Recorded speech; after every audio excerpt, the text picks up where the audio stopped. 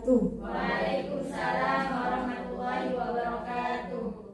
Alhamdulillahirabbil alamin wassalatu wassalamu ala asyrofil anbiya'i wal mursalin wa ala alihi washabihi ajma'in amma ba'du. Alhamdulillah, saya semuanya bertemu lagi di acara diseminasi pemahaman dan pengalaman penerapan budaya positif di sekolah CGP Angkatan 7 di TK Al-Irsyad 2 Ketapang. Mohon izin untuk menyampaikan beberapa acara, yaitu yang pertama adalah pembukaan menyanyikan Indonesia Raya, sambutan dari kepala sekolah, penutup dan doa. Yang pertama adalah pembukaan. Mari kita buka acara ini dalam bacaan basmalah. Bismillahirrahmanirrahim. Acara selanjutnya yaitu menyanyikan Indonesia Raya. Ustazah sekalian dimohon untuk berdiri. Kepada Ustazah Atikah yang bertugas dipersilahkan.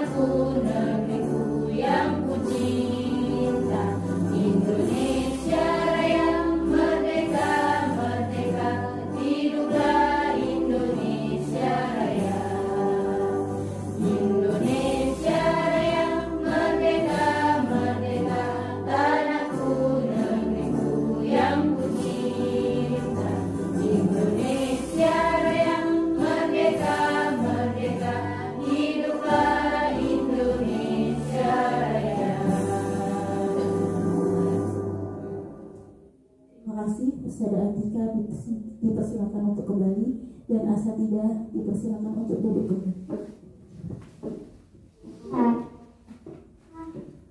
Acara yang selanjutnya yaitu sambutan dari kepala sekolah. Kepada Ustazah Amalia SPD dipersilakan.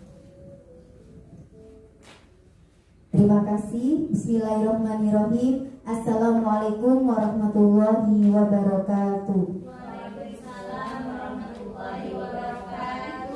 Yang saya hormati calon guru penggerak angkatan 7 TK Al-Irsyad 2 Ketapang Kecamatan Kalipuro. Yang saya hormati asatidzah TK Al-Irsyad 2. Alhamdulillahirabbil alamin, segala puji bagi Allah semesta alam. Pada siang hari ini kita dapat berjumpa dan berkumpul di acara diseminasi pemahaman dan pengalaman penerapan budaya positif di sekolah calon guru penggerak angkatan 7 TK Al-Irsyad 2. Saya sebagai penanggung jawab di TK Al-Irsyad 2 mengucapkan terima kasih kepada 3 calon guru penggerak angkatan 7, yaitu Ustazah Nana Fajar Martianti SPD, Ustazah Diana Fibriwati SPD, Ustazah Revani Arif Saputri SPD yang sudah menjadi calon guru penggerak angkatan 7 mewakili TK Al-Irsyad 2. Harapan kami, harapan sekolah adalah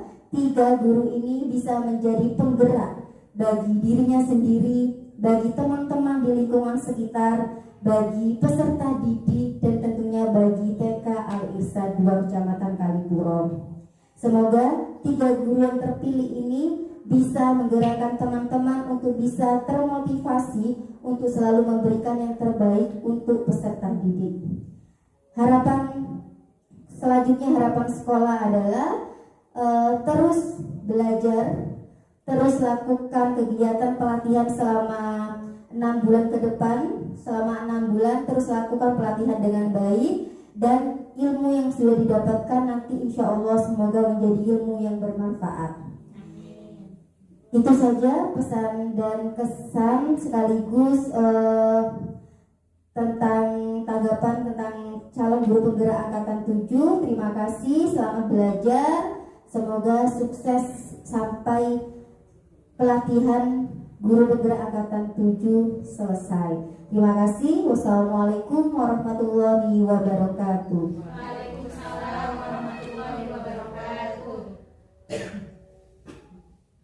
Terima kasih kepada Ustadzah Amalia atas sambutannya. Berikut adalah acara selanjutnya adalah presentasi dari CGP Angkatan 7, yaitu Ustadzah Diana Fitriwati, Ustadzah Revani Arif Saputri, dan Ustadzah Nana Fajar Martianti Astuti. Kepada beliau-beliau dipersilahkan.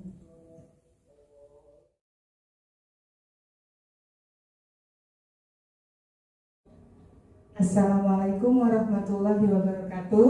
Waalaikumsalam warahmatullahi wabarakatuh. Masih semangat teman-teman? Insya Allah semangat. Coba saya ingin dengar, mana semangatmu? Inilah juara.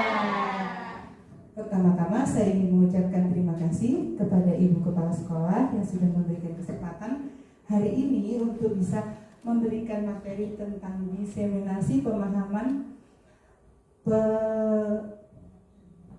pengalaman penerapan budaya positif di sekolah. Nah, untuk hari ini budaya positif yang ingin saya sampaikan di sekolah adalah, perkenalkan, nama saya Diana Fitriwati, lahir di Denpasar tanggal 23 Februari tahun 1980. Saya hari ini bertugas di TK Al-Irsyad 2 Ketapang. Untuk fasilitator saya bernama Dr. Andes Imam Sofi'i, MPD, dan pengajar praktik saya adalah Ibu Narmi SPD, MPD, dan saya sendiri Diana Fitriwati. Latar belakang dari budaya positif adalah nilai-nilai, keyakinan, dan kebiasaan-kebiasaan di sekolah yang berpihak pada murid agar dapat berkembang menjadi pribadi yang kritis, penuh hormat, dan bertanggung jawab. Pengembangan budaya positif di sekolah bertujuan untuk mewujudkan profil pelajar Pancasila. Budaya ini tidak terbentuk dengan sendirinya, melainkan harus melalui proses yang berkaitan satu dengan yang lainnya. Tujuan membangun budaya positif adalah kegiatan merdeka belajar dapat terwujud, output dari kegiatan pembelajaran yaitu dapat terrealisasinya penumbuhan karakter dan disiplin positif serta terlahirnya insan pendidikan yang aktif dan kreatif. Filosofi dari Ki Hajar Dewantara, nilai peran guru penggerak, visi guru penggerak, dan juga termasuk budaya positif adalah memahami pentingnya membangun budaya positif sekolah sesuai dengan filosofi pendidikan dari Ki Hajar Dewantara, yaitu pendidikan yang berpihak pada murid. Budaya positif sendiri adalah rancangan di sekolah yang dapat menciptakan lingkungan positif serta mendukung murid menjadi pribadi yang bahagia, mandiri, dan bertanggung jawab sesuai dengan filosofi Ki Hajar Dewantara. Konsep-konsep yang harus dikuasai adalah seperti yang dijelaskan sama teman-teman tadi, ada 6 konsep yang akan kita jalanin, yaitu disiplin positif dan nilai kebajikan universal. Yang kedua, teori motivasi atau hukuman dan penghargaan. Ketiga, keyakinan kelas. Yang keempat, kebutuhan dasar manusia dan dunia berkualitas. Yang kelima, restitusi. Di sini ada 5 posisi kontrol, dan restitusi yang ke-6 adalah segitiga restitusi. Pertanyaan pemantik ya, yang dari saya, setuju atau tidak setuju? Hukuman dapat mendisiplinkan anak. Bagaimana teman-teman? Kira-kira setuju atau tidak setuju? Oke, yang kedua, pemberian hukuman dengan hal positif seperti membaca atau membersihkan halaman sekolah dapat meningkatkan disiplin anak. Bagaimana? Setuju atau tidak? Oke. Yang ketiga, memberi penghargaan dapat meningkatkan motivasi belajar anak. Oke, Masya Allah. Selanjutnya, bagaimana cara mengatasi siswa yang berulang kali melakukan kesalahan yang sama? Bagaimana teknik pemberian penghargaan atau pujian yang tepat pada siswa agar tidak merusak motivasi siswa? Nah, materi yang pertama, disiplin positif dan nilai kebajikan universal. Perubahan paradigma, kegiatan kepalan tangan. Di sini ada dua orang yang memiliki paradigma yang berbeda. Yang pertama, sobeklah secari kertas, tuliskan benda atau sesuatu yang sangat berharga untuk Anda. Letakkan di salah satu tangan Anda dan genggam benda tersebut dengan segala daya. Buatlah sebuah kepalan. Teman yang B akan mencoba dengan sekuat tenaga dengan berbagai cara untuk meminta Anda memberikan benda tersebut. B bisa membujuk, mengancam, menghardik, merayu, menyuap apa saja agar dapat membuka kepalan tangan Anda. Saya mau bertanya, teman-teman, kalau memiliki sesuatu yang sangat berharga disimpan di kepalan tangan teman-teman, apakah mau diberikan kepada orang lain? Kira-kira bagaimana? Gak mau. Saya rayu, saya kasih uang. Kira-kira? Terus saya belikan apa dah yang mau yang diinginkan sama teman-teman. Mau nggak? Oke. Dengan rayuan tidak mau, saya memaksa. Bagaimana kalau saya paksa teman-teman? Bukan tidak mau. Jadi sesuatu yang berharga itu memang menjadi milik sendiri ya. Tidak boleh diambil sama orang lain ya. Masya Allah. Oke, perubahan paradigma teori kontrol atau teori pilihan, ilusi kontrol. Di sini guru yang mengontrol murid. Yang kedua, ilusi bahwa kritik dan membuat orang merasa bersalah dapat menguatkan karakter. Karena kritik itu kadang-kala bisa diterima, ada juga yang tidak bisa menerima dari kritik itu kan. Nah, selanjutnya ilusi bahwa semua orang penguatan positif efektif dan bermanfaat. Ilusi bahwa orang dewasa memiliki hak untuk memaksa. Perubahan paradigma belajar dari stimulus respon menjadi teori kontrol. Pada stimulus respon, kebutuhan semua orang sama. Semua orang melihat hal yang sama. Guru mencoba mengubah murid agar berpandangan sama dengan guru. Perilaku buruk siswa dilihat sebagai sebuah kesalahan. Guru bisa mengontrol murid dan model berpikir menang atau kalah. Untuk teori kontrol, kebutuhan semua orang tidak sama. Semua orang memiliki gambaran yang berbeda. Guru berusaha memahami pandangan murid. Perilaku buruk murid memiliki tujuan agar guru bisa mengontrol murid dan model berpikir yang menang. Disiplin positif, di mana ada kemerdekaan, disitulah harus ada disiplin yang kuat. Sungguh pun disiplin itu bersifat self-disiplin, yaitu kita sendiri yang mewajibkan kita dengan sekeras-kerasnya. Tetapi itu sama saja, sebab jikalau kita tidak cakap melakukan self-disiplin, wajiblah penguasa lain mendisiplinkan diri kita. Dan peraturan demikian itulah yang harus ada dalam suasana yang merdeka. Ki Hajar Dewantara, Pemikiran Konsepsi Keteladanan Sikap Merdeka, cetakan kelima 2013, halaman 470. Makna disiplin sekarang telah berubah menjadi sesuatu yang dilakukan seseorang pada orang lain untuk mendapatkan kepatuhan. Kecenderungan umum adalah menghubungkan disiplin dengan ketidaknyamanan, bukan dengan apa yang kita hargai atau pencapaian suatu tujuan mulia. Seperti disampaikan sama Ustazah tadi ya, disiplin itu bagus, tapi terkadang ada yang tidak nyaman di dalam diri kita sendiri. Semua berubah atau adanya itu dari keyakinan kita, seperti itu. Disiplin diri dapat membuat seseorang menggali potensinya menuju pada sebuah tujuan, sesuatu yang dihargai dan dimaknai. Dengan kata lain, disiplin diri mempelajari bagaimana cara kita mengontrol diri, bagaimana menguasai diri untuk memilih tindakan yang mengacu pada nilai-nilai yang kita miliki. Nah, nilai-nilai kebajikan dari kebajikan universal adalah sifat positif manusia yang merupakan tujuan mulia yang ingin dicapai setiap individu. Nilai-nilai bersifat universal dan lintas bahasa, suku bangsa, agama maupun latar belakang. Sikap setiap perilaku atau perbuatan memiliki suatu tujuan. Dr. William Glasser pada teori kontrol 1984. Dengan mengaitkan nilai-nilai kebajikan yang diyakini, maka motivasi intrinsik akan terbangun sehingga menggerakkan motivasi dari dalam untuk mencapai tujuan mulia yang diinginkan. Diana Gosen 1998. Nilai-nilai kebajikan yang ingin dicapai pada setiap anak Indonesia kita kenal dengan profil pelajar Pancasila, yaitu beriman, bertakwa kepada Tuhan Yang Maha Esa dan berakhlak mulia, mandiri, bernalar kritis, berkebinekaan global, bergotong royong dan kreatif. Yang kedua, teori motivasi, hukuman, dan penghargaan. Motivasi perilaku manusia. Dian Gosen dalam bukunya Restructuring School Discipline menyatakan ada 3 alasan motivasi perilaku manusia.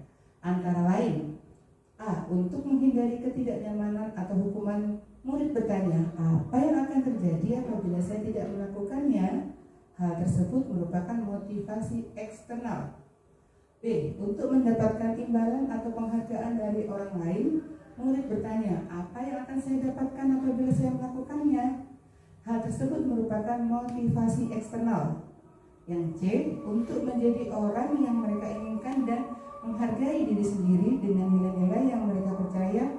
Murid akan bertanya, akan menjadi orang yang seperti apa jika saya melakukannya? Hal tersebut merupakan motivasi internal.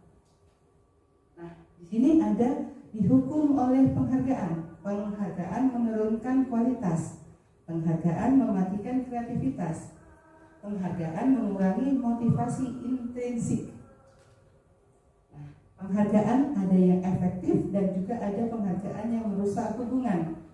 Yang tidak efektif adalah hanya jika Anda melakukan hal ini, maka Anda akan mendapatkan penghargaan yang diinginkan. Jika saya mengharapkan sesuatu penghargaan dan tidak mendapatkannya, maka saya akan kecewa dan berkecil hati. Serta kemungkinan lain kali saya akan berusaha sekeras sebelumnya. Kalau yang penghargaan merusak hubungan adalah mengakibatkan rasa iri, motivasi hanya sesaat untuk menyenangkan hati dari guru, menciptakan persaingan di kelas. Nah, apresiasi atau pengakuan adalah penilaian positif yang diberikan seseorang terhadap orang lain, atau bisa juga terhadap sesuatu yang dia kerjakan. Selain itu, pekerjaan apresiasi juga lekat dengan segala hal yang berhubungan dengan karya seni, karya sastra, atau karya-karya lainnya. Dalam memberikan apresiasi atau pengakuan perlu diingat beberapa hal. Yang pertama, beri pengakuan secara khusus. Yang kedua, beri pengakuan secara pribadi. Yang ketiga, beri pengakuan secara konsisten. Yang terakhir, fokus pada proses. Nah, teman-teman, ini ada tindakan-tindakan yang mungkin bisa dipilih, hukuman atau konsekuensi. Coba, yang pertama ya, mencatat 100 kali di dalam buku kalimat saya tidak akan terlambat lagi karena terlambat ke sekolah. Hukuman atau konsekuensi?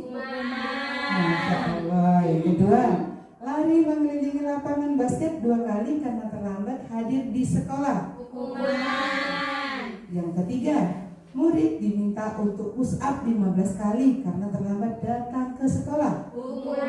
Masya Allah, pinter ya ini. Yang keempat, menggantikan tugas kertas teman yang dicoret-coret. Konsekuensi. Oke, dan akhir, membersihkan tumpahan air di meja akibat tersenggol pada saat belajar. Konsekuensi. Masya Allah, coba mau lihat apakah jawabannya benar atau tidak ya? Ya. Oke, Masya Allah, tepuk tangan dulu dong. Benar di sini ada hukuman, ada konsekuensi. Tadi sudah bisa memilih ya. Hukuman adalah sesuatu yang menyakitkan harus terjadi. Yang kedua, membuat anak sakit pada jangka panjang. Anak membenci kedisiplinan karena terbentur dengan hukuman tadi. Yang keempat, paksaan, konsep diri yang buruk. Anak belajar untuk menyembunyikan kesalahan. Dan konsekuensi adalah sesuatu yang harus terjadi, membuat anak merasa tidak nyaman dalam jangka yang pendek. Anak menghargai disiplin dan diberi stimulus atau tanggapan, konsep diri yang baik. Anak belajar untuk mematuhi peraturan. Nah, dari sini mungkin ada teman-teman yang ingin ditanyakan, monggo silakan. Tidak ada ya? Ada? Alhamdulillah, terima kasih atas waktu yang sudah diberikan pada saya. Kalau mungkin ada kesalahan, mohon maaf ya. Wassalamualaikum warahmatullahi wabarakatuh. Waalaikumsalam warahmatullahi wabarakatuh.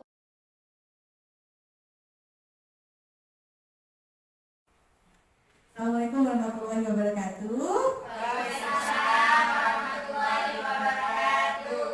Teman-teman, pertama-tama saya ingin mengucapkan terima kasih kepada teman-teman karena sudah meluangkan waktunya untuk mendengarkan dan menghadiri acara diseminasi pemahaman dan pengalaman penerapan budaya positif di sekolah.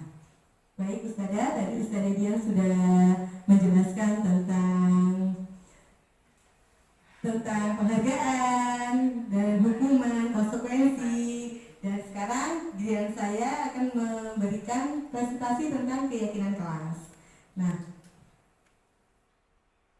baik, tadi sudah dijelaskan juga sama Ustazah Dian, budaya positif itu adalah nilai-nilai, keyakinan-keyakinan, dan kebiasaan-kebiasaan yang berpihak pada murid, agar murid dapat berkembang menjadi pribadi yang kritis, penuh hormat, dan bertanggung jawab. Salah satu unsur utama dari budaya positif itu adalah disiplin positif. Sebagai salah satu wadah menciptakan budaya positif yang berhubungan erat dengan tercapainya tujuan pendidikan sesuai dengan filosofi Ki Hajar Dewantara. Nah, teman-teman, ini ada satu kata yaitu disiplin. Kira-kira saat teman-teman mendengar kata disiplin, itu apa ya yang terbesit di benak teman-teman? Tertib, aturan. Nah, betul Ustazah. Kalau kita dengar disiplin, itu biasanya yang terbesit pada kita itu peraturan, kata tertib, teratur, patuh. Ya Ustazah. Kalau patuh itu berarti disiplin. Saat anak-anak sudah mematuhi semua peraturan kita, berarti anak-anak sudah disiplin. Nah, disiplin dalam budaya kita Ustazah biasanya dimaknai menjadi sesuatu yang dilakukan seseorang pada orang lain untuk mendapatkan kepatuhan. Kita cenderung menghubungkan kata disiplin dengan peraturan dan ketidaknyamanan. Saat kita Ustazah mendapatkan peraturan, saat kita mau melakukan sesuatu dan ada peraturannya A, B, C, D, E, F, G, I, J. Awal yang akan ada di benak kita itu gak nyaman ya, banyak sekali peraturannya. Nah itu begitupun anak-anak Ustazah, saat kita membuat peraturan banyak sekali, di benak anak-anak juga keterpaksaan dan ketidaknyamanan. Nah, bagaimana membuat anak-anak disiplin tapi anak-anak tetap nyaman? Mengapa tidak peraturan saja? Mengapa harus keyakinan kelas? Nah, coba Ustazah, saya punya 2 pertanyaan, silakan dijawab ya Ustazah. Mengapa kita memiliki peraturan harus menggunakan helm bila mengendarai kendaraan roda 2? Kenapa Ustazah? Oh, aman ya, aman dan selamat. Jadi Ustazah menggunakan helm itu bukan karena takut polisi ya Ustazah? Mengikuti peraturan atau karena yakin bahwa menggunakan helm itu membuat diri kita aman? Oh yakin, Masya Allah. Dan yang kedua, mengapa kita memiliki peraturan 3M, menggunakan masker, mencuci tangan, dan menjaga jarak 1,5 meter saat ada virus corona? Untuk apa Ustazah? Kenapa? Kenapa pakai masker Ustazah? Oh, biar sehat, biar tidak terkena corona, biar selamat. Bukan karena Bismillah takut kalau tidak pakai masker didenda 25.000 ya Ustazah? Masya Allah. Nah itu Ustazah, yang kita inginkan pada anak-anak itu seperti itu. Anak-anak melakukan sesuatu karena mereka yakin, bukan karena untuk mematuhi peraturan tertulis saja. Nah, untuk mendukung motivasi intrinsik, kembali ke nilai-nilai, keyakinan-keyakinan lebih menggerakkan seseorang dibandingkan mengikuti serangkaian peraturan-peraturan yang tertulis. Nah, kalau peraturan kelas, Ustazah, itu biasanya tataan atau petunjuk untuk mengatur. Nah, untuk sekarang Ustazah, kita akan berproses untuk mengubah peraturan kelas kita menjadi keyakinan kelas. Nah, kalau peraturan itu artinya tataan atau petunjuk untuk mengatur, kalau keyakinan itu artinya kepercayaan yang sungguh-sungguh.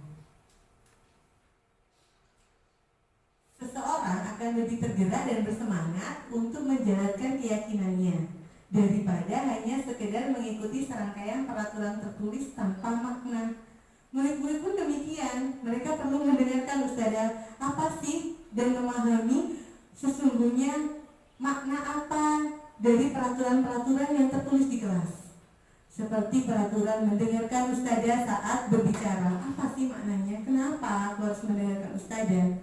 Itu tuh kita harus memberikan mereka pengertian dan makna peraturan itu seperti itu. Jadi saat mereka sudah yakin, mereka akan lebih mudah tergerak untuk melakukan keyakinan kelas. Nah, bagaimana sih pembentukan keyakinan sekolah atau kelas? Ciri-ciri keyakinan sekolah itu, keyakinan kelas itu bersifat lebih abstrak daripada peraturan yang lebih rinci dan konkret. Kalau peraturan itu rinci ya Ustazah, datang pukul 7, lepas sepatu, masuk loker, meletakkan tas di tempat tas, itu banyak sekali ya peraturan. Itu lebih rinci dan konkret. Keyakinan kelas berupa pernyataan-pernyataan universal. Universal itu maksudnya umum. Pernyataan kelas senantiasa dibuat dalam bentuk positif. Jadi keyakinan kelas itu tidak ada kata dilarang, tidak, jangan. Itu tidak ada ya Ustazah di dalam keyakinan kelas. Keyakinan kelas hendaknya tidak terlalu banyak sehingga mudah diingat dan dipahami oleh semua warga kelas. Cukup 3-7 poin saja. Keyakinan kelas sebaiknya sesuatu yang dapat diterapkan di lingkungan tersebut. Semua warga kelas hendaknya ikut berkontribusi dalam pembuatan keyakinan kelas lewat kegiatan curah pendapat. Bersedia meninjau kembali keyakinan kelas dari waktu ke waktu. Jadi keyakinan kelas ini bisa saja berubah dari waktu ke waktu. Nah, bagaimana cara membuat keyakinan kelas? Apakah ustadzahnya saja yang buat? Hari ini teman-teman ustadzah akan memberikan keyakinan kelas. Enggak ustadzah, tidak seperti itu. Keyakinan kelas itu agar anak-anak juga yakin, memaknai apa peraturan kelas dan keyakinan kelas. Itu caranya kita buatnya bersama-sama.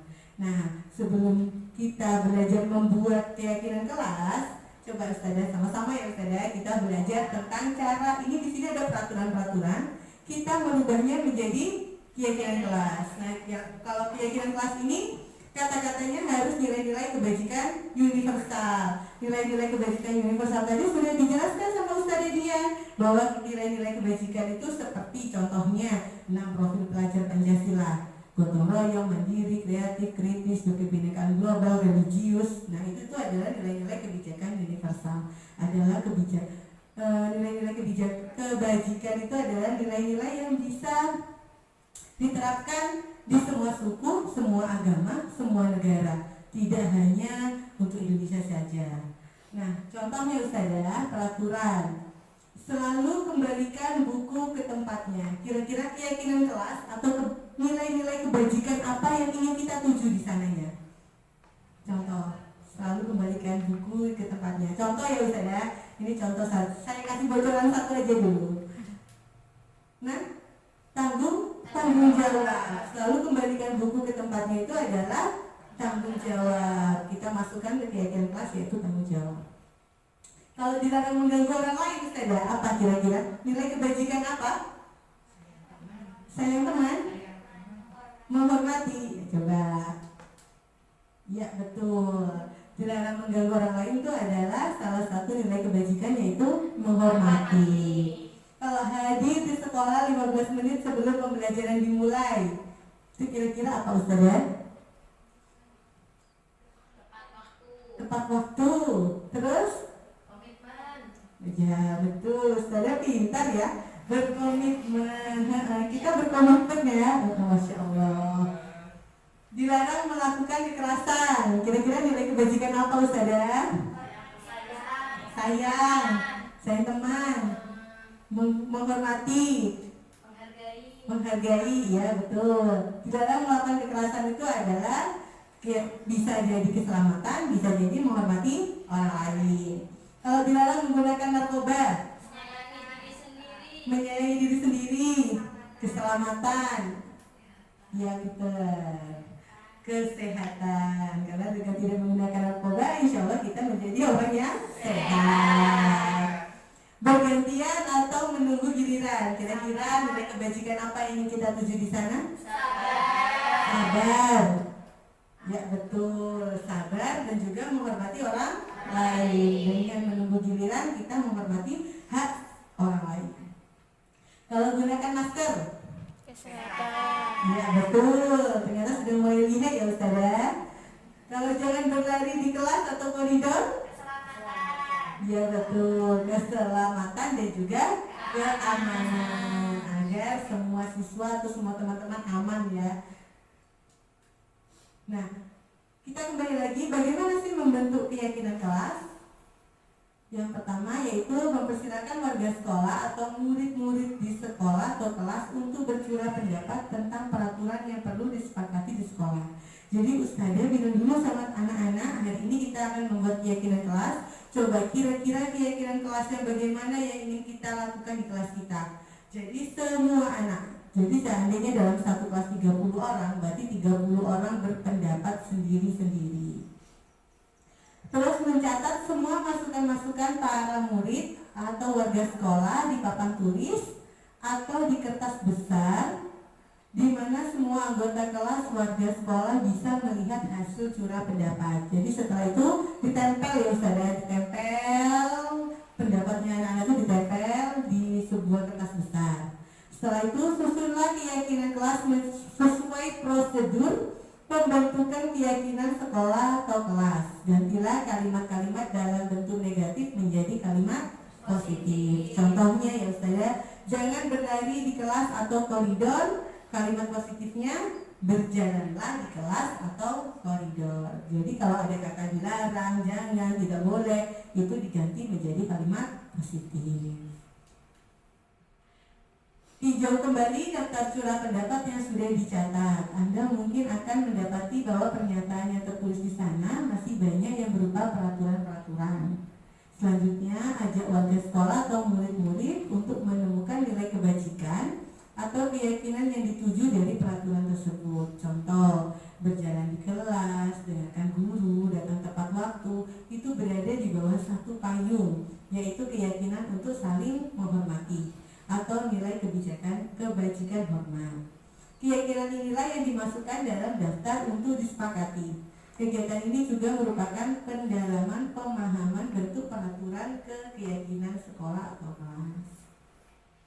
Yang kelima, tinjau ulang keyakinan sekolah atau kelas secara bersama-sama. Seharusnya setelah beberapa peraturan tadi yang sudah disatukan menjadi satu payung, yang ini menghormati, yang ini tentang keselamatan, yang ini tentang keamanan, itu akan menjadi berkurang. Yang tadinya 30 bisa menjadi hanya 3 atau sampai 7 poin. Bila mana terlalu banyak, maka akan sulit mengingatnya. Setelah keyakinan sekolah atau kelas selesai dibuat, maka semua warga kelas dipersilakan meninjau ulang dan menyetujuinya dengan menandatangani keyakinan sekolah atau kelas tersebut, termasuk guru dan semua warga murid. Mungkin untuk kalau sekolah TK kan nggak mungkin tanda tangan ya Ustazah. Jika sudah diyakini oleh semua anak, kita bisa pakai stempel jari bahwa mereka sudah setuju. Kan lucu ya jika keyakinan kelas cuma dipajang di kelas dengan kertas yang warna-warni dan ada stempelnya anak-anak, stempel jari atau stempel tangan. Nah, itu tandanya bahwa mereka sudah setuju tentang keyakinan kelas yang sudah dibuat. Ini contohnya ya Ustazah, keyakinan kelas. Contohnya ini semua positif, tidak ada yang negatif. Selalu bersikap positif, senantiasa menjadi diri yang terbaik, percaya dan menghormati orang lain serta barang miliknya, berkomitmen terhadap setiap tugas dan senantiasa membantu. Nah, ini contoh dari keyakinan kelas. Tadi sudah ya Ustazah keyakinan kelas. Sekarang kita akan beralih pada topik selanjutnya, yaitu kebutuhan dasar manusia. Kira-kira kebutuhan dasar manusia itu apa saja sih Ustazah? Makan, yang penting ya Ustazah, kalau nggak makan bisa pingsan. Terus pakaian, tempat tinggal, sandang, pangan, papan. Apalagi Ustazah? Istirahat. Apalagi kira-kira? Hiburan. Nah betul, kalau kita perasaan sudah galau, pilihnya healing ya Ustazah. Betul, itu adalah kebutuhan dasar manusia. Nah, saya punya pertanyaan Ustazah, pertanyaan pematik, silakan dibaca dan kira-kira apa jawabannya.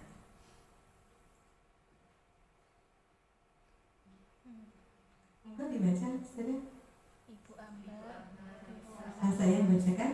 Ibu Ambar, guru wali kelas 2A di SD Pelita Hati, sedang bingung menghadapi ulah salah satu murid di kelasnya yang bernama Doni. Beberapa anak di kelas 2A telah datang padanya dan mengeluhkan Doni yang seringkali meminta bekal makan siang mereka dengan paksa. Jadi si Doni ini suka merebut makanan temannya. Jika Anda menghadapi situasi seperti Ibu Ambar, apa yang akan Anda lakukan?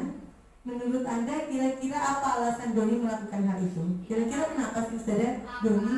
Tidak bawa makanan. Oh, bisa jadi dia lapar, bisa jadi tidak membawa bekal. Nanti kita akan mempelajari ini kebutuhan dasar manusia lebih lanjut ya Ustazah.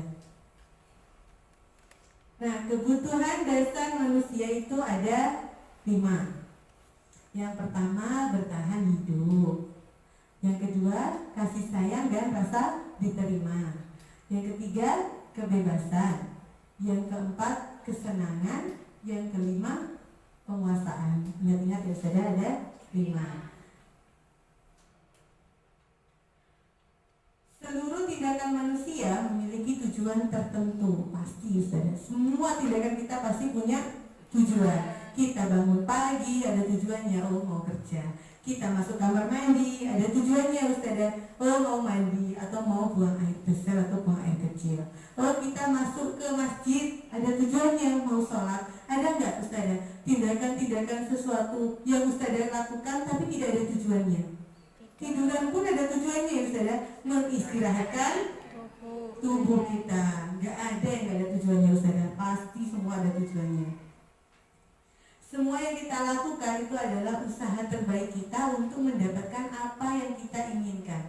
Ketika kita mendapatkan apa yang kita inginkan, sebetulnya saat itu kita sedang memenuhi satu atau lebih dari satu kebutuhan dasar kita. Ketika seseorang murid melakukan suatu perbuatan yang bertentangan dengan nilai-nilai kebajikan atau melanggar peraturan, hal itu sebenarnya dikarenakan mereka gagal memenuhi kebutuhan dasar mereka. Ustazah, menurut Ki Hajar Dewantara, kita itu harus kita tuh mendidik itu maksudnya menuntun anak sesuai kodrat. Kita itu diibaratkan sebagai petani yang sedang menanam jagung. Ustazah, anggap aja anak-anak itu benih-benih dengan sifat-sifat unik mereka sendiri-sendiri. Bagaimana sih agar petani itu biar tumbuhannya bisa besar, bisa bagus hasilnya? Bagaimana Ustazah? Kasih pupuk. Disiram, dirawat. Ada yang butuh pupuk ini, yang misalnya mungkin jagung butuh pupuk A, si tanaman padi butuh pupuk B, si tanaman kacang butuh pupuk C. Sama Ustazah, seperti itu anak-anak semua memiliki kebutuhan dasarnya sendiri-sendiri, dan anak-anak itu bersifat unik. Nah, dan jika saat mereka itu gagal memenuhi kebutuhan dasar mereka, mereka bisa jadi melanggar peraturan atau keyakinan kelas yang sudah dibuat. Contohnya tadi Doni, mungkin saja dia itu merebut makanan temannya dikarenakan lapar. Karena dia berusaha memenuhi kebutuhan dasar yang apa, Ustaz ya? Kebutuhan dasarnya tadi apa? Bertahan hidup. Dia ingin bertahan hidup, Ustaz ya. Namun caranya saja yang salah. Kebutuhan dasar itu ada 5. Yang pertama adalah kebutuhan bertahan hidup. Kebutuhan bertahan hidup atau survival adalah kebutuhan yang bersifat fisiologis. Jadi maksudnya nyata bendanya. Untuk bertahan hidup misalnya kesehatan, rumah, makanan, baju, itu semua kebutuhan yang nyata, ada bendanya. Kebutuhan biologis sebagai bagian dari proses reproduksi termasuk kebutuhan untuk tetap bertahan hidup. Komponen psikologis pada kebutuhan ini meliputi kebutuhan perasaan aman. Kalau bertahan hidup tadi ada ya Ustaz, bendanya konkret, makanan, pakaian, baju. Tapi ada juga yang tidak konkret. 1, perasaan aman. Itu juga kebutuhan bertahan hidup. Dan yang kedua, kasih sayang dan rasa diterima. Setiap anak itu butuh untuk diterima. Kebutuhan untuk disayangi dan diterima meliputi kebutuhan akan hubungan dan koneksi sosial, kebutuhan untuk memberi dan menerima kasih sayang, dan kebutuhan untuk merasa menjadi bagian dari suatu kelompok. Kebutuhan ini juga meliputi keinginan untuk tetap terhubung dengan orang lain seperti teman, keluarga, pasangan hidup, teman kerja, binatang peliharaan, dan kelompok di mana kita tergabung. Saat dia gagal Ustazah untuk merasa diterima dan merasa disayangi, bisa jadi anak tersebut menjadi pendiam, penyendiri. Itu adalah berarti tanda-tanda bahwa kebutuhan dasar untuk diterima atau disayangnya masih kurang atau belum terpenuhi. Dan yang ketiga, penguasaan. Kebutuhan pengakuan atas kemampuan. Kebutuhan ini berhubungan dengan kekuatan untuk mencapai sesuatu, menjadi kompeten, menjadi terampil, diakui atas prestasi dan keterampilan kita, didengarkan dan memiliki rasa harga diri. Kebutuhan ini meliputi keinginan untuk dianggap berharga. Jadi setiap anak itu butuh ya Ustazah dianggap berharga, bukan dianggap disepelekan gitu. Mereka punya harga diri ya Ustazah, anak-anak itu punya harga diri. Dan juga bisa membuat perbedaan, bisa membuat pencapaian, kompeten, diakui, dihormati. Ini meliputi self-esteem dan keinginan untuk meninggalkan pengaruh. Kalau ini Ustazah kalau ini jika belum terpenuhi, bisa jadi dia itu ingin menjadi penguasa gitu Ustazah. Jika tidak dipenuhi, dia bisa memilih jalan yang tidak baik. Itu seperti ingin memerintah gitu sama teman-temannya, yang suka merintah sama temannya. Nah, ini karena pengakuan kebutuhan dasar atas penguasaannya belum terpenuhi. Dan yang keempat, kebebasan, kebutuhan akan pilihan. Kebutuhan untuk bebas adalah kebutuhan akan kemandirian, otonomi, memiliki pilihan, dan mampu mengendalikan arah hidup seseorang.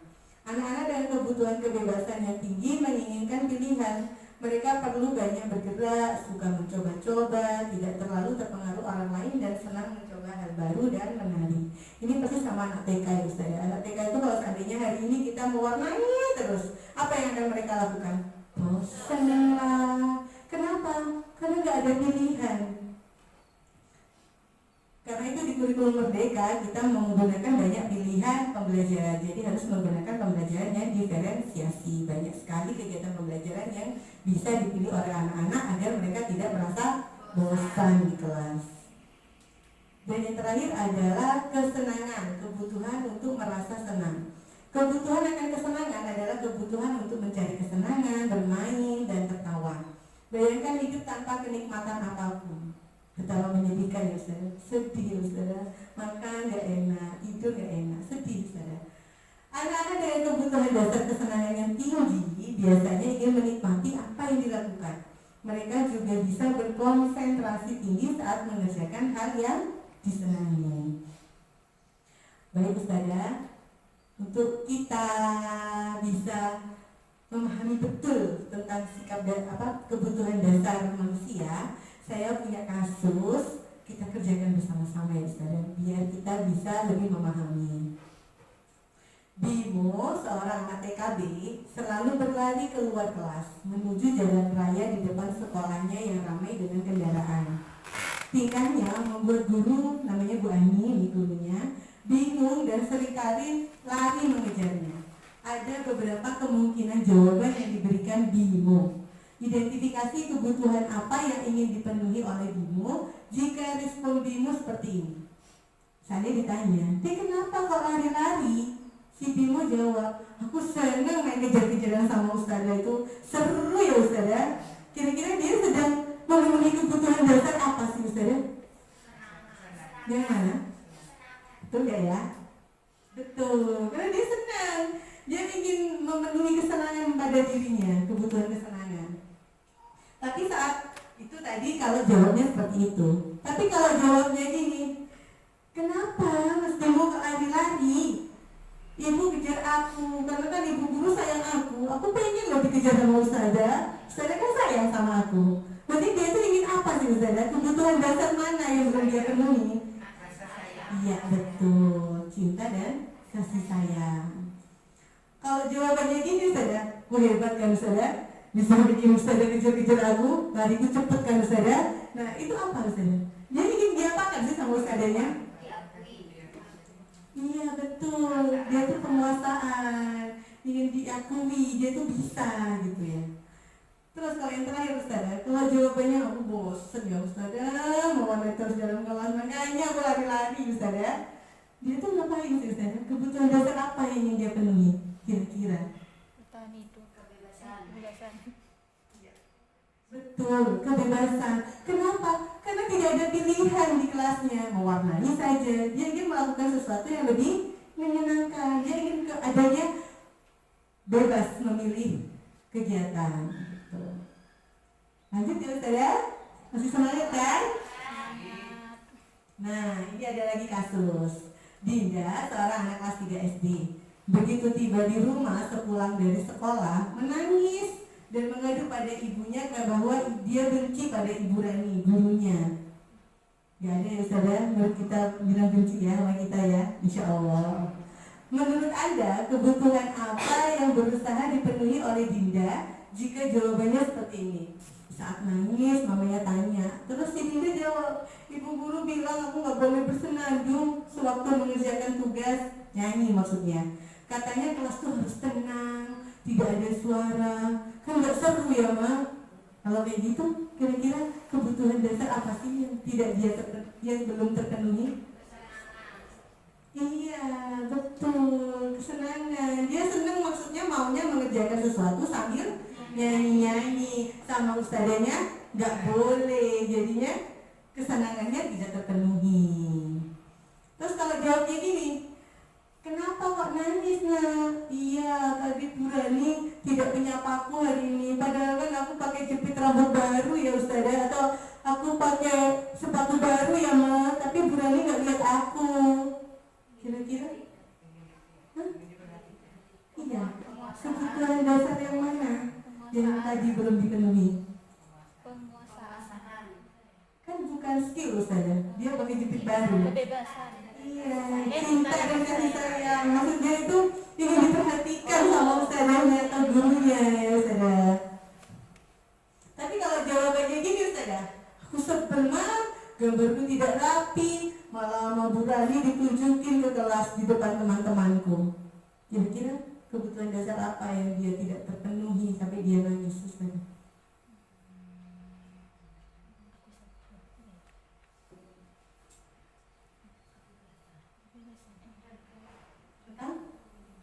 Tentang? Ustazah Tika punya jawaban? Gak apa-apa Ustazah, salah kan gak apa-apa. Belajar bersama-sama. Penguasaan, dia kan sedang tidak menguasai menggambar. Dia gak bisa gambar, malah sama gurunya ditunjukkan gambarnya. Jadinya dia merasa tidak kompeten. Dia malu, harga dirinya terinjak-injak ya Ustazah. Kalau ini jawabannya Ustazah, aku bosen masa belajarnya gitu-gitu aja, dengerin ibu guru aja, makanya nangis sampai pulang. Kira-kira kebutuhan dasar yang mana yang tidak dipenuhi di sekolah? Kebebasan. Iya, betul, kebebasan. Terakhir ya Ustazah, terakhir ada satu kasus lagi. Tahun ini Dimas genap berusia 17 tahun. Ia senang sekali ketika ayahnya mulai mengajarkan cara menyetir mobil. Setiap akhir pekan ia berlatih menyetir. Ia terlihat senang sekali berlatih sampai akhirnya ia bisa menyetir mobil dengan baik dan lancar. Ketika ibunya bertanya pada Dimas apa yang membuat dia ingin bisa menyetir mobil, ketika jawaban Dimas adalah seperti ini, kebutuhan apa yang ingin dia penuhi? Coba. Aku senang bisa pergi ke tempat-tempat yang aku suka. Yakin? Kesenangan, kebebasan. Karena dia ingin bebas kemana-mana ya Ustazah. Karena dia ingin bisa menyetir sendiri, jadi dia bebas. Mau ke swalayan bisa, ke mall bisa, ke kafe bisa. Dan kalau yang kedua, aku ingin, kenapa sih Dek kok bisa pengen nyetir? Aku merasa bangga. Aku kayak keren gitu mah kalau bisa nyetir. Iya, penguasaan. Dia ingin merasa kompeten, dia merasa ingin bisa. Biar bisa jalan-jalan naik mobil sama teman-temanku. Betul loh Ustazah Tika, betul. Jadi jangan ragu-ragu. Jadi dia tuh pengennya nyetir biar bisa jalan sama teman-temannya sehingga dia bisa berhubungan sosial dengan teman-temannya. Kalau menyetir mobil itu seru. Kira-kira kebutuhan dasar apa? Iya, kesenangan. Jadi Ustazah, semua tingkah laku anak di sekolah itu pasti ada alasan, tujuan.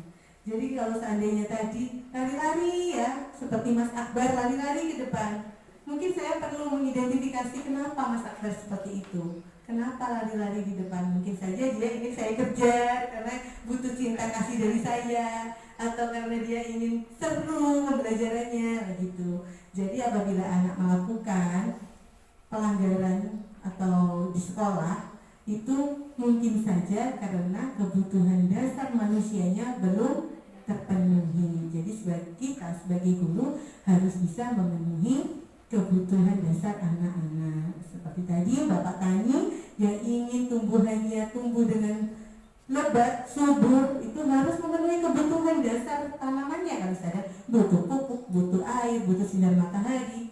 Begitupun anak-anak. Baik Ustazah, seperti itu saja presentasi dari saya. Apakah ada yang ingin ditanyakan? Tidak ada, alhamdulillah sudah bisa semua ya Ustazah, sudah paham ya. Terima kasih. Wassalamualaikum warahmatullahi wabarakatuh.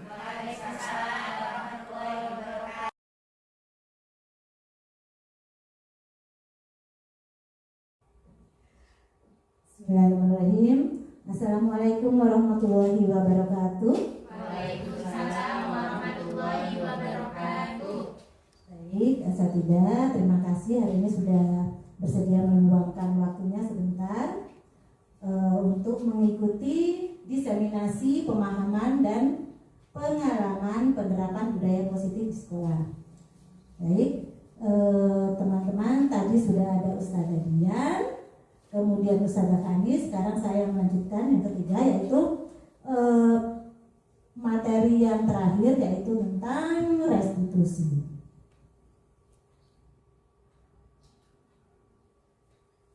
Baik Ustazah, mungkin Ustazah masih asing ya, atau ada yang sudah tahu apa itu restitusi itu? Belum tahu ya. Kalau hukuman sudah sering tahu ya, hukuman. Kemudian apa tadi selain hukuman yang satu lagi konsekuensi. Kalau konsekuensi dan hukuman mungkin sudah sering terdengar ya. Kalau restitusi itu mungkin masih asing di telinga Ustazah-ustazah semua. Jadi restitusi itu sama dengan salah satu program disiplin positif yang mungkin sudah kita jalankan di sekolah, sedikit kita jalankan, tapi Ustazah masih belum tahu apa sih itu, gitu ya. Nah, saya jelaskan kembali, restitusi adalah sebuah pendekatan untuk menciptakan disiplin positif di sekolah. Saya lanjutkan. Ini untuk lebih jelasnya, restitusi adalah proses menciptakan kondisi bagi murid untuk memperbaiki kesalahan mereka sehingga mereka bisa kembali pada kelompok mereka dengan karakter yang lebih kuat. Ini disampaikan oleh Dain Gosen 2004. Kemudian yang selanjutnya dipertegas lagi, restitusi juga merupakan proses kolaboratif yang mengajarkan murid untuk mencari solusi untuk masalah mereka dan membantu murid berpikir tentang orang seperti apa yang mereka inginkan dan bagaimana mereka harus memperlakukan orang lain. Begini Ustazah, biasanya kalau di sekolah misalnya ada murid yang mempunyai masalah, apa yang Ustazah lakukan? Ustazah akan meminta mereka untuk menyelesaikan, atau Ustazah sendiri yang akan menyelesaikan masalah dari muridnya Ustazah? Ditanyain dulu masalahnya. Kemudian setelah tahu, berarti muridnya yang menyelesaikan solusi mereka atau Ustazah? Ustazahnya, oke. Sekarang kita lihat apakah itu tindakan yang tepat atau ada cara lain.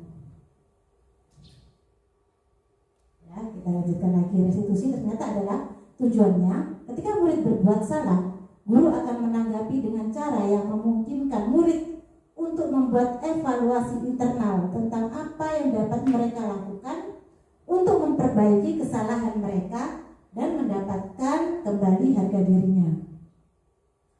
Restitusi membantu murid menjadi lebih memiliki tujuan, disiplin positif, dan memulihkan dirinya setelah berbuat salah.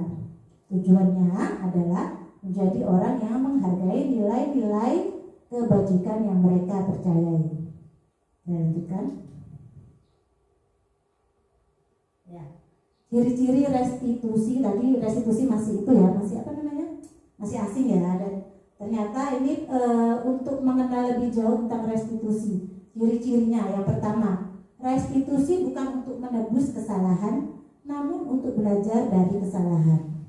Itu yang seperti tadi, kalau misalnya murid berbuat salah, biasanya Ustazah apa yang dilakukan? Meminta maaf, gitu ya.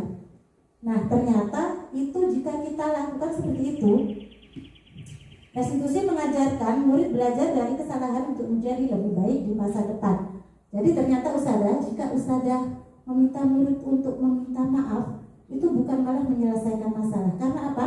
Setelah anak-anak meminta maaf, kemudian mereka merasa kalau itu sudah selesai, tanggung jawab mereka selesai. Kemudian besoknya mungkin mereka akan melakukan lagi. Gitu. Karena mereka merasa waktu setelah berbuat salah mereka meminta maaf sudah selesai. Gitu. Jadi di dalam restitusi kita meminta anak-anak untuk mencari solusi mereka sendiri. Begitu. Kemudian yang kedua, restitusi mencari kebutuhan dasar yang mendasari tindakan. Ketika murid melakukan kesalahan, mereka akan menyadari kebutuhan apa yang mereka coba penuhi. Demikian juga dengan kebutuhan orang lain. Begitu. Jadi jika mereka berbuat salah, tidak hanya kebutuhan mereka sendiri yang ingin mereka penuhi, tetapi dengan melakukan restitusi, maka mereka akan mengetahui kebutuhan orang lain. Kebutuhan orang lain apa yang sudah mereka ambil, seperti itu. Nomor 3. Jadi yang ketiga, restitusi memperbaiki hubungan. Restitusi adalah tentang memperbaiki hubungan, memperkuat, serta membantu murid dalam hal mereka ingin menjadi orang seperti apa. Gitu. Jadi dengan mereka mengetahui solusi apa yang mereka lakukan, jadi mereka akan bisa mengetahui mereka ingin nanti kedepannya ini aku ingin menjadi seperti apa, karena mereka sudah diajarkan untuk mencari solusi mereka sendiri. Begitu. Yang keempat, restitusi adalah tawaran bukan paksaan. Memaksa melakukan restitusi bertentangan dengan perkembangan moral, yaitu kebebasan membuat pilihan. Begini, Ustazah. Tadi ya, seperti ketika murid melakukan kesalahan, kemudian Ustazah mencarikan solusi, gitu ya. Biasanya Ustazah menyuruh mereka untuk meminta maaf. Jika misalnya murid tersebut tidak mau meminta maaf, apa yang akan Ustazah lakukan? Suruh terus sampai mau minta maaf. Disuruh terus sampai melakukan minta maaf. Itu artinya apa, Ustazah? Memaksa, begitu ya. Jadi itu tidak ada di dalam restitusi. Jadi nanti kita perbaiki lagi dari paksaan, kemudian bisa menjadi sebuah awalan pilihan ya. Yang kelima, restitusi menuntun untuk melihat ke dalam diri. Guru perlu melakukan bimbingan untuk proses pemulihan diri. Jadi anak-anak dalam mencari solusi itu bukan mencari solusi, tapi kita juga harus melakukan bimbingan dahulu agar mereka tahu solusi apa yang harus mereka lakukan. Baik, yang keenam, Masya Allah banyak ya ciri-cirinya. Nomor 6, restitusi diri adalah cara yang paling baik. Restitusi mengubah kebiasaan dari kecenderungan untuk mengomentari orang lain menjadi mengomentari diri sendiri. Nah, ini biasanya kalau misalnya temannya melakukan kesalahan, pasti teman yang lain akan mengomentari teman tersebut. Misal ada temannya makan, kemudian ada yang jatuh-jatuh, otomatis temannya yang lain, kamu tuh makannya kok jatuh-jatuh ya, gitu ya. Kamu tuh makannya kok tidak bisa rapi sih, pasti seperti itu. Itu artinya mengomentari orang lain. Tetapi jika anak tersebut bisa mencari solusi dari permasalahannya mereka akan tahu dengan kelemahannya diri sendiri dan juga tahu dengan kelemahannya orang lain. Jadi mereka tidak akan mudah untuk mengomentari orang lain, begitu. Nomor 7, restitusi. Fokus pada karakter, bukan tindakan. Dalam proses restitusi diri, maka murid akan menyadari dia sedang menjadi orang seperti apa. Nomor 8, saya lanjutkan. Restitusi menguatkan. Kuat artinya menyadari apa yang bisa murid ubah dan murid benar-benar mengubahnya. Ya. Jadi jika dalam restitusi ini, murid akan melakukan penguatan diri mereka dari solusi yang sudah mereka lakukan. 9, restitusi fokus pada solusi. Nah, itu dari tadi, solusi. Guru menstabilkan identitas murid dengan mengatakan, kita tidak fokus pada kesalahan. Ibu tidak tertarik untuk mencari siapa yang benar dan siapa yang salah. Itu. Yang ke-10, restitusi mengembalikan murid yang berbuat salah pada kelompoknya. Restitusi mengajarkan murid untuk menyelesaikan masalah mereka dan berusaha mengembalikan mereka ke kelompoknya. Nah, itu yang nomor 10 ini saudara. Misalnya di kelas ada murid yang Masya Allah gitu ya, ada murid yang suka aktif banget, ada yang lari-lari ke sana ke sini. Waktu pelajaran fokus, apa yang akan Ustazah lakukan? Biasanya Ustazah akan kalau sudah lari-lari, aduh anak ini kok seperti ini ya. Biasanya ayo itu kita main dulu di luar, pasti seperti itu ya, dibawa keluar dulu supaya teman yang lain bisa fokus. Nah, itu artinya Ustazah memisahkan murid-murid tersebut dari kelompok mereka, begitu.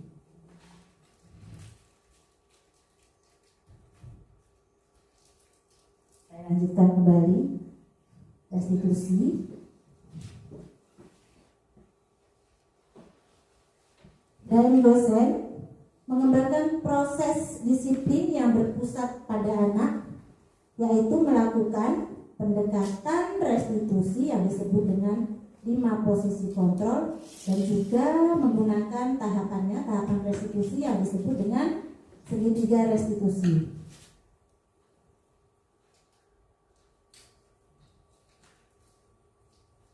Lima, posisi kontrol guru.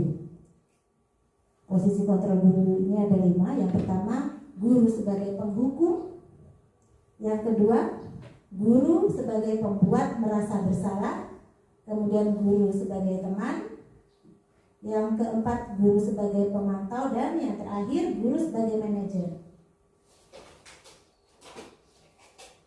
Guru sebagai penghukum.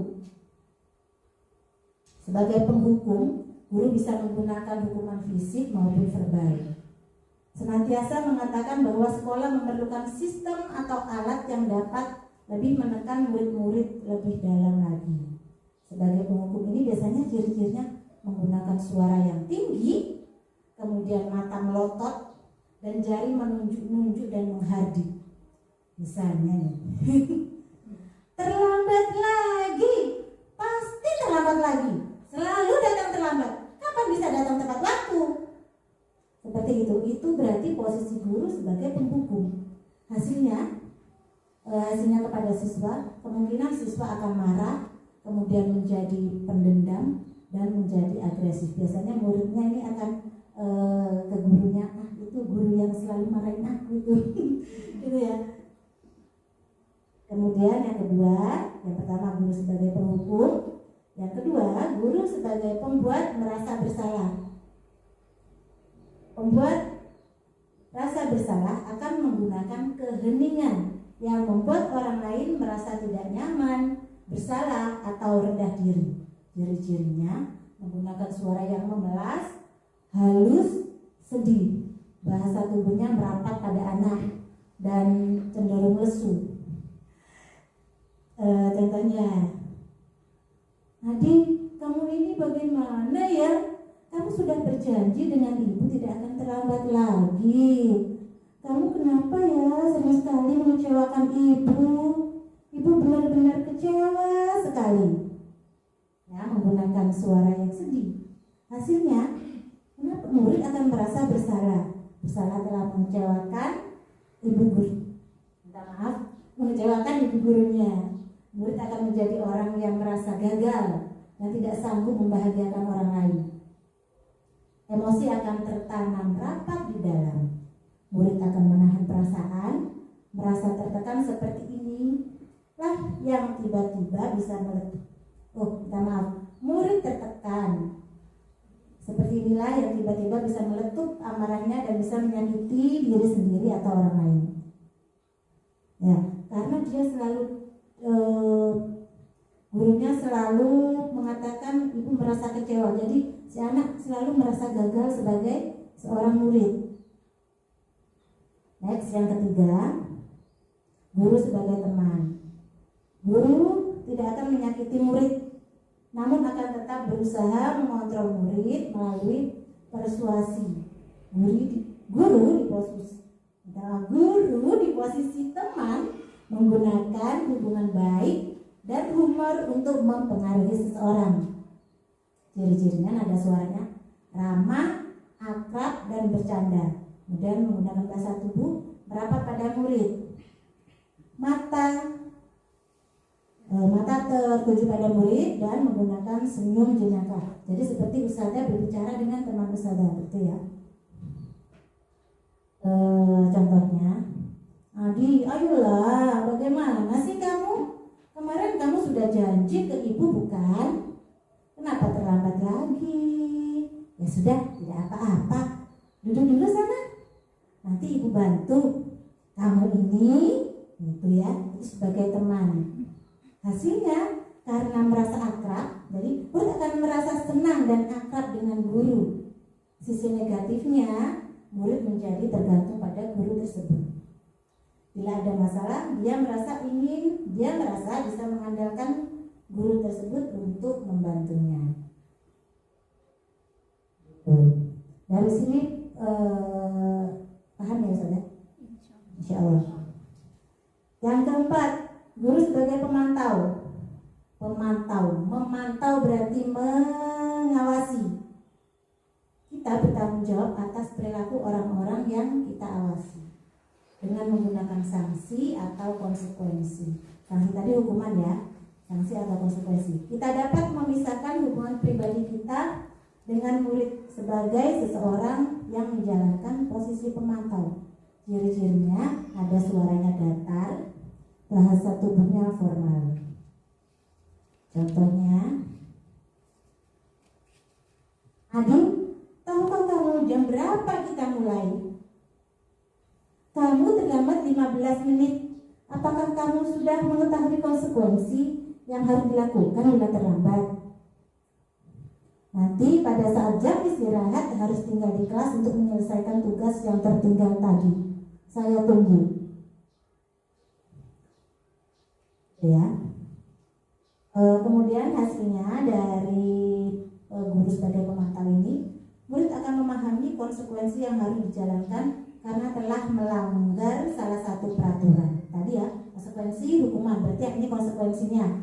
Guru tidak menunjukkan suatu emosi yang berlebihan, menjadi marah atau membuat merasa berbuat salah. Posisi yang terakhir, guru sebagai manajer. Guru mempersilahkan murid mempertanggungjawabkan perilakunya, mendukung murid agar dapat menemukan solusi atas permasalahannya sendiri. Seorang manajer memiliki keterampilan di posisi teman maupun pemantau. Dengan demikian bisa jadi di waktu tertentu kembali kepada kedua posisi tersebut bila diperlukan. Jadi manajer ini nanti bisa kembali lagi ke posisi teman dan juga ke posisi pemantau. Di manajer, murid diajak untuk menganalisis kebutuhan dirinya maupun kebutuhan orang lain. Di sini penekanan bukan pada kemampuan membuat konsekuensi, namun dapat berkolaborasi dengan murid bagaimana memperbaiki kesalahan yang ada. Ciri-cirinya, nada suara tulus, bahasa tubuh tidak kaku, mendekat ke murid. Contohnya, Adik, apakah kamu mengetahui jam berapa sekolah dimulai? Ya, jadi kamu terlambat. Kira-kira bagaimana kamu akan memperbaiki masalah ini? Apakah besok akan ada masalah untuk kamu jika bisa datang tepat waktu ke sekolah? Baik, saya hargai usahamu untuk memperbaiki diri.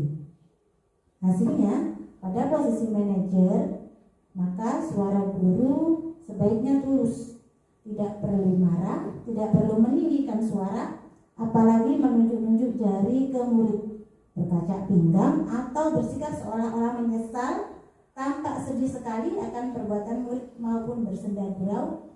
Menempatkan diri sebagai teman murid, guru akan mengembalikan tanggung jawab pada murid untuk menjadi jalan keluar permasalahannya. Tentu saja itu semua dengan bimbingan guru. Baik, saudara. Dari 5 posisi kontrol guru, kira-kira Ustazah sudah menjalankan yang nomor berapa? Sudah. Nah, kalau dilihat dari yang saya bicarakan tadi, yang lebih baik, yang paling baik dilakukan yang mana, Ustazah? Manajer. Ya, Masya Allah. Berarti semua Ustazah di sini adalah seorang manajer. Masya Allah. Berarti manajer ya. Tapi manajer itu juga bisa tadi kembali ke posisi sebagai pemantau dan juga bisa kembali ke posisi teman, tergantung dari karakter anaknya ya. Tergantung dari kebutuhan. Saya lanjutkan. Nah, ini siapa yang mengatakan dari 5 posisi kontrol? Yang pertama, saya kecewa sekali dengan kamu. Masuk ke posisi yang mana? Pemantau, teman, apa tadi Ustazah? Manajer, membuat merasa bersalah, penghukum. Yang mana saya?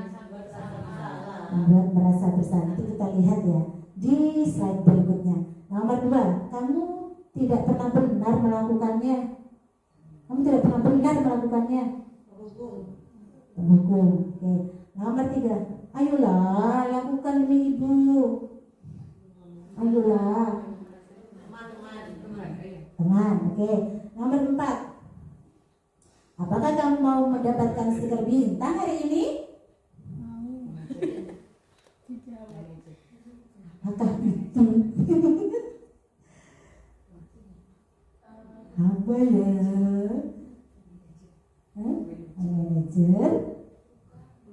Bukan? Teman? Kita lihat ya. Nomor 5. Bagaimana kamu bisa menyelesaikan masalah ini? Ya, Masya Allah, nomor 5 yakin semua ya. Kita lihat. Bismillahirrahmanirrahim. Nomor 1. Saya kecewa sekali dengan kamu. Berarti dia guru sebagai pembuat merasa bersalah. Dari mana yang sadar kata-katanya yang menegaskan tadi yang kecewa itu. Nomor 2. Kamu tidak pernah benar melakukannya. Tidak pernah benar. Penghukum tidak pernah benar. Insya Allah hebat. Nomor 3. Ayolah, lakukan demi ibu. Ayolah. Nomor 4. Sebagai pemantau, apakah kamu mau mendapatkan stiker bintang hari ini? Apakah kamu mau? Mau mendapatkan stiker bintang? Ya. Nomor 5. Bagaimana kamu bisa menyelesaikan masalah ini? Manajer. Yang masuk kata-katanya? Bagaimana kamu bisa menyelesaikan masalah ini? Semua ya. Iya, Masya Allah, hebat semua. Kita lanjutkan. Next. Yang selanjutnya adalah segitiga restitusi. Segitiga restitusi tadi masuk dalam tahapan ya, tahapan restitusi. Segitiga restitusi karena segitiga berarti segitiga itu memiliki 3 sisi. Jadi ada 3 tahapan yang harus kita jalankan. Yang pertama ada menstabilkan identitas. Menstabilkan identitas itu biasanya kata-katanya setiap orang pasti pernah melakukan kesalahan. Kamu bukan satu-satunya yang pernah melakukan ini. Yang kedua ada menanyakan keyakinan. Biasanya guru menggunakan kata-kata keyakinan kelas apa yang telah kita sepakati. Nah tadi yang saya kami ya, keyakinan kelas. Kemudian juga kamu ingin menjadi orang yang seperti apa. Kemudian segitiga restitusi yang ketiga, validasi tindakan yang salah. Kamu tentu punya alasan mengapa melakukan ini. Adakah cara yang lebih efektif untuk mendapatkan apa yang kamu butuhkan? Next, ini tuh lebih jelasnya. Yang pertama, menstabilkan identitas. Itu untuk membuat anak yang merasa gagal karena berbuat salah menjadi positif terhadap dirinya. Guru akan berkata, berbuat salah itu tidak apa-apa. Tidak ada manusia yang sempurna. Saya juga pernah melakukan kesalahan seperti itu. Kita bisa menyelesaikan ini. Ibu tidak tertarik mencari siapa yang salah, tapi ibu ingin mencari solusi dari permasalahan ini. Kamu berhak merasa begitu. Apakah kamu sedang menjadi teman yang baik buat dirimu sendiri? Nah, jika ustazah sudah melakukan ini di sekolah, berarti ustazah ada pada tahapan menstabilkan identitas. Insya Allah dilakukan ya ustazah? Insya Allah. Yang kedua, validasi tindakan yang salah. Tujuannya untuk membantu anak mengenali kebutuhan dasar yang ingin dipenuhinya ketika melakukan kesalahan itu. Guru akan berkata, padahal kamu bisa melakukannya lebih buruk dari ini.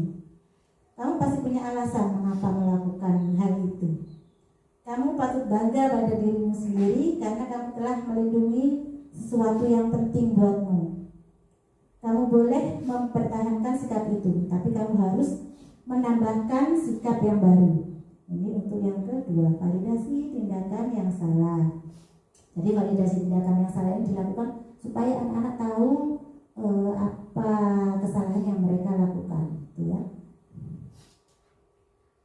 Yang ketiga, menanyakan keyakinan. Tujuannya anak melihat kesalahannya dihubungkan dengan norma sosial dan nilai-nilai yang mendasari manusia berinteraksi dengan orang lain. Guru akan berkata, apa yang kita percaya sebagai kelas? Apa nilai-nilai umum yang telah kita sepakati? Apa bayangan kita tentang kelas yang ideal? Kamu mau menjadi orang yang seperti apa? Apa yang kamu rasakan ketika melakukan itu? Kamu menjadi orang yang seperti apa? Nah, Masya Allah. Itu jadi ada 3 segitiga restitusi. Ustazah dari ketiga, saya kembalikan lagi. Dari ketiga, mana ya? Nah, dari ketiga segitiga restitusi tersebut menstabilkan identitas, validasi tindakan yang salah, dan menanyakan keyakinan. Apakah Ustazah sudah melakukan ketiganya, Ustazah? Insya Allah. Biasanya yang banyak dilakukan ini ya, menstabilkan identitas sama validasi tindakan yang salah. Biasanya di situ ya. Jadi Ustazah jika masih melakukan 2, jadi kita mulai berbuat yang baru dengan menanyakan keyakinan. Itu sedikit demi sedikit kita ubah. Itu Ustazah. Terima kasih. Ada yang perlu ditanyakan, Ustazah?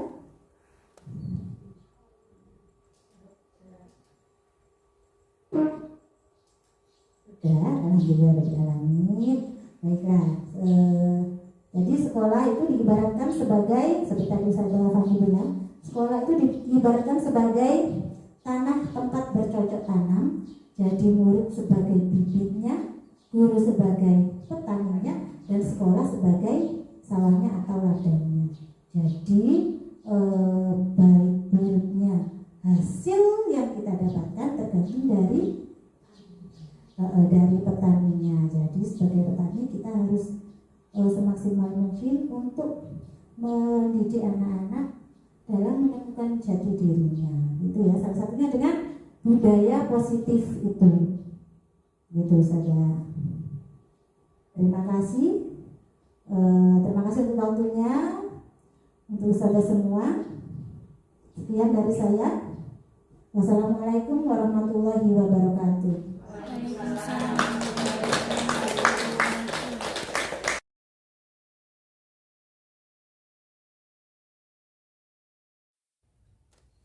Baik, terima kasih kepada Ustazah Diana Fibriwati, Ustazah Rifani Arif Saputri, dan Ustazah Nana Fajar Martianti Astuti atas presentasinya di diseminasi pemahaman dan pengalaman penerapan budaya positif di sekolah. Semoga ilmu yang disampaikan dapat diterima dengan baik dan bisa dipraktikkan langsung oleh asatidzah kepada diri sendiri, siswa, dan semua warga sekolah. Sekali lagi beri tepuk tangan kepada beliau-beliau yang hebat, Masya Allah. Semoga Ustazah Dian, Ustazah Rifani, dan Ustazah Nana dilancarkan dan sukses dalam mengikuti serangkaian calon guru penggerak angkatan 7. Amin. Acara selanjutnya yaitu penutup dan doa. Acara demi acara telah diikuti dengan lancar. Saya selaku MC pembawa acara hari ini memohon maaf apabila ada tutur kata yang kurang berkenan. Kita tutup acara hari ini dengan mengucapkan hamdalah dan doa penutup majelis. Alhamdulillahirabbil alamin. Subhanakallahumma wa bihamdika asyhadu an la ilaha illa anta astaghfiruka wa atubu ilaik. Wassalamualaikum warahmatullahi wabarakatuh.